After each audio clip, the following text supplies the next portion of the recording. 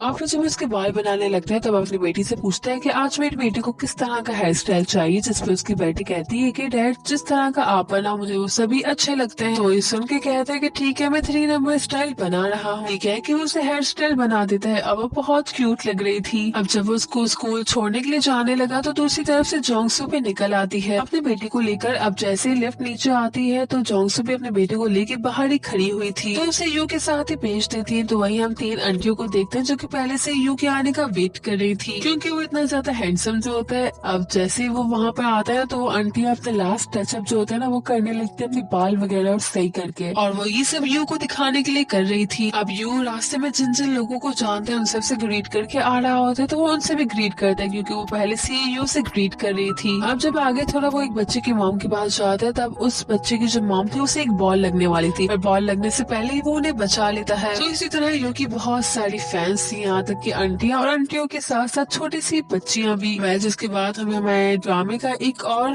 Character को दिखाया जाता है जिसका नाम लियो होता है, और लियो बहुत अपनी मस्ती में मगन होके आ रहा होता है और अपने मन में कहता है कि मुझे आज बिल्कुल भी काम नहीं करना, और आते ही सब लोगों से हेलो कहता है, पर कोई भी उसे जवाब नहीं देता। तो वो देखने लग जाता है कि आखिर इन लोगों को क्या हुआ है, क्योंकि उन सबका ध्यान कांग के ऑफिस की तरफ होता है। तो वो भी एक कुलीग से आगे पूछता है कि यहाँ क्या चल रहा है, जिसमें वो बताती है कि जियोंग की रेज्यूमे में उन्होंने कुछ ना कुछ गलत जरूर लिखा था, पर ऐसा कुछ भी नहीं था, जिस वजह से वो पकड़ा गया और अब उसे कांग से डांट पड़ रही है। और सच में ऑफिस में ही कुछ यही सीन था, और वो पर्सन तो अपनी गलती एक्सेप्ट ही नहीं कर रहा था, और उल्टा उसे ही कहते हैं कि अगर आप मुझे ये करने के लिए फोर्स न करती तो किसी को भी पता नहीं चलना था कि रेज्यूमे में झूठ लिखा हुआ है। और उसके रेज्यूमे को उठाकर पढ़ने लगती है और कहती है कि तुमने रेज्यूमे में जो इतने साल वाला एक्सपीरियंस का झूठ बोला है तो वो एक्सपीरियंस तुम्हारा कहाँ पर है। अब जैसे कांग उस पर चिल्लाने लगती है तो उसकी फ्रेंड सियो जो कि बराबर में ही खड़ी थी वो उसे आके शांत करवाती है, और इसी चक्कर में कांग उसका गलत नाम ले लेती है। तो पर्सन जल्दी से ठीक करवाता है कि मेरा नेम गोंग चोंग है, क्या तुमने कभी भी मेरा नेम ठीक से लिया। पर वो तो अभी भी अपनी बात कर रही होती है और कहती है कि इसे अभी के अभी इस कंपनी से निकालो के बाद ये मुझे किसी दूसरी कंपनी में भी नजर न आए। और इतना कहकर जब वो बाहर निकलने लगती है तब डोर को भी गलत डायरेक्शन में ओपन कर दी, जिस वजह से वो उससे ओपन ही नहीं होता। सुनते ही सभी लोग जल्दी जल्दी अपनी जगहों पर जाने लगते हैं। अब जब वो उन सबके पास से गुजर रही होती तब ली नाम की एक कुली को कहती है कि मुझे तुमसे कुछ बात करनी है।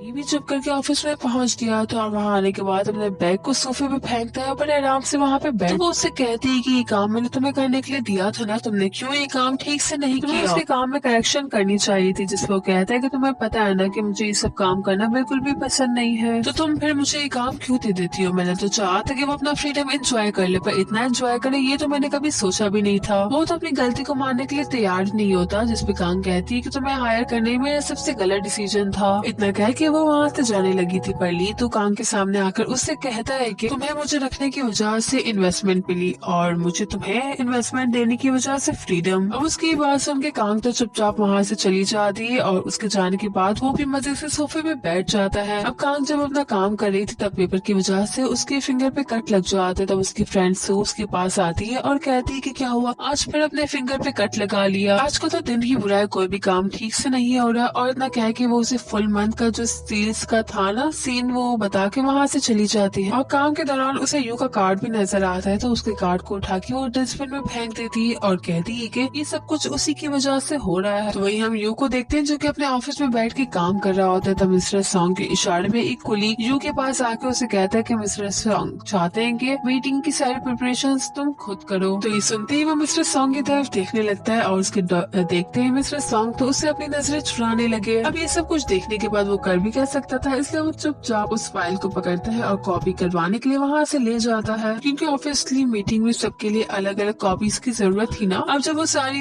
मीटिंग की प्रिपरेशंस कर लेते हैं तो सभी लोग मीटिंग के लिए आने लगे। अब जब वो बेचारा अपनी जगह पर बैठने लगा तब मिस्टर सॉन्ग कहते हैं कि यहाँ पे तुम्हारी जरूरत नहीं है, इसलिए तुम यहाँ से जा सकते हो, और वैसे भी इतना टाइम ब्रेक लेने के बाद अब तो तुम मीटिंग को भूल भी गए हो कि मीटिंग में क्या होता है और क्या नहीं। मिस्टर सॉन्ग की ऐसी बातों को सुन के वो चुपचाप डोर की तरफ जाने लगता है, पर जाने से पहले वो अपने अपना एक सजेशन देते हैं कि हमें क्या करना चाहिए और क्या नहीं। तो ये देख के पहले तो मिस्टर सॉन्ग हंसते हैं और फिर उससे कहते हैं कि तुम्हें क्या लगता है कि हमें तुम्हारी एडवाइस की जरूरत है। मैंने कहा ना कि हमें तुम्हारी जरूरत नहीं है। तो ये सुनते ही वो मिस्टर सॉन्ग के पास आने लगता है और सभी लोग चुपचाप बुद्ध बने ये सब देख रहे होते हैं कि आखिर वो क्या करने जा रहा है। पर वो तो मिस्टर सॉन्ग के पास जाता ही नहीं बल्कि अपने एक कुलीग फ्रेंड के पास आता है और उससे कहता है कि मैं अपना काम इसके हैंड ओवर कर रहा हूँ, ये बहुत अच्छे से करता है, मुझे उम्मीद है कि ये काम संभाल लेगा। और इतना कह के वो वहाँ से जाने लगता है। तो उसे जाता हुआ सभी लोग देख रहे थे क्योंकि वो बहुत ज्यादा गुस्से में जो था। अब नीचे कैंटीन में आते ही वो अच्छी खासी चीजें ऑर्डर करता है और बैठ के उसे खाने लगता है। तो उसे इस तरह खाता हुआ देख उसका फ्रेंड कहता है कि क्या तुम बच्चे हो? वैसे गाइस